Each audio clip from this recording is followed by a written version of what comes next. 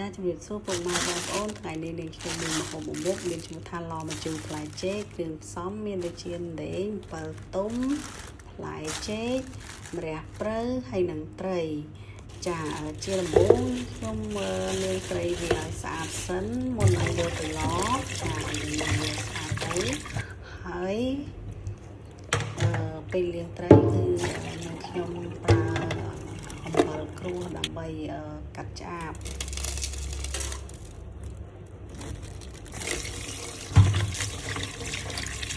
ចាបន្ទាប់ពីលាងត្រីរួចហើយដល់វគ្គលាងម្រះព្រៅម្ដងហើយជាមួយម្ទេសលាងដែងលាងអីហ្នឹងហើយដែងយើងដាក់ក្នុងស្លដើម្បីកាត់ឆ្អាបហើយឥឡូវខ្ញុំធ្វើការហាន់ដែងយើងហាន់វាជាកង់តូចស្ដើងចេះមកចាហើយបន្តមកទៀតគឺយើងចាប់ផ្ដើមចិតផ្លែចេកចាផ្លែចេកយើងចិតជាច្វាមូលចាបងប្អូនចិតមិនក៏បានដែរតាមចំណង់ចំណូលចិត្តបងប្អូនទេហើយចំពោះខ្ញុំចូលចិត្តច្វាមូលហើយខ្ញុំកាត់វាជា2កង់ទៀតដើម្បីឲ្យវារាងខ្លីៗតិចទៅដើម្បីស្រួលហូបអញ្ចឹងណាបន្តមកទៀតគឺខ្ញុំចាប់ផ្ដើមលាងផ្លែចេកដែលខ្ញុំបានចិតបាញ់ហើយហ្នឹងចាលាងវាឲ្យស្អាតមក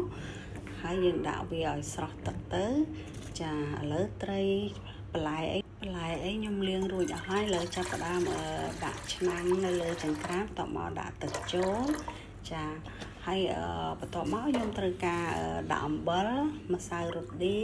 ហើយនិងប៊ីចេងចាខ្ញុំដាក់វាមុនឲ្យហើយខ្ញុំដាក់ដែងទៀតដើម្បីកាត់ឆ្អាបចាបន្ទាប់មកយើងគ្របវាទៅទុកវាឲ្យពុះមួយសន្ទុះសិន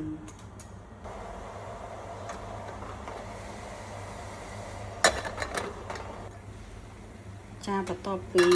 ទឹកពុះហើយគឺខ្ញុំធ្វើការជ្រុំប្រហុកចាប្រហុកស្រេចតែបងប្អូនទេបងប្អូនចង់ដាក់ប៉ុណ្ណាក៏បានដែរតាមចំណង់ចំណូលចិត្តដែលបងប្អូនចូលចិត្តហើយបងប្អូនខ្លះគឺគាត់អត់ហូបប្រហុកទេគាត់អាចដាក់ទឹកត្រីចាបន្ទាប់ពីខ្ញុំជ្រុំប្រហុកហើយគឺខ្ញុំដាក់ត្រីចូលចាហើយខ្ញុំទុកត្រីឲ្យពុះឲ្យវាឆ្អិនសិនចានៅពេលដែលត្រីឆ្អិនហើយចាំខ្ញុំដាក់បន្លែចូលចាឥឡូវត្រីឆ្អិនហើយអញ្ចឹងខ្ញុំបង់បន្លែចូលចាហើយបន្ទាប់មកគឺខ្ញុំដាក់អំពិលទុំចាចំពោះអំពិលទុំបងប្អូនចង់ដាក់ប៉ុណ្ណាក៏បានដែរតាមចំណង់ចំណូលចិត្តបងប្អូនចូលចិត្តជូរឬមិនចូលចិត្តជូរចាបន្ទាប់ពីបង់បន្លែហើយយើងទុកវាឲ្យពុះបន្លែឲ្យវាឆ្អិនមួយសន្ទុះសិន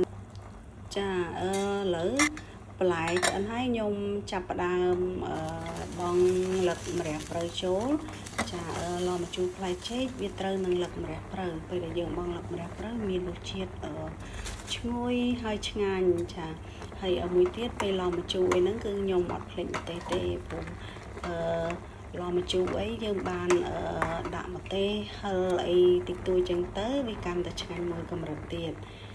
ចាឥឡូវសឡម្ជូរផ្លែចេករបស់ខ្ញុំបានឆ្អិនរួចរាល់អស់ហើយខ្ញុំក៏ចាប់ផ្ដើមដួសដាក់ចានចាហើយមួយវិញទៀតក៏ខ្ញុំសូមអរគុណដល់ពុកម៉ែបងប្អូនទាំងអស់គ្នាដែលបានតាមដានវីដេអូរបស់ខ្ញុំតាំងពីដើមរហូតដល់ចប់ចាសូមអរគុណសូមជម្រាបលារាល់កំហុសខុសឆ្គងហើយសូមបងប្អូនអធិស្ឋានចា